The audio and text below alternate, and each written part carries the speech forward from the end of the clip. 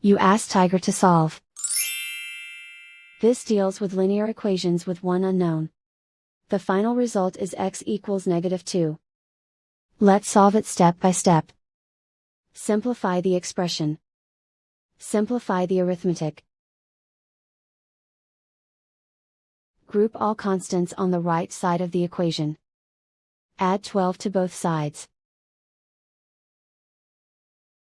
Simplify the arithmetic.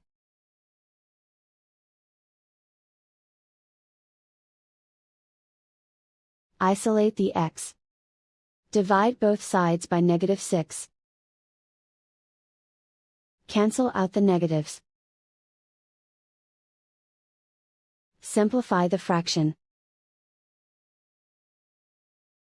Move the negative sign from the denominator to the numerator. Find the greatest common factor of the numerator and denominator. Factor out and cancel the greatest common factor. And so the final result is x equals -2.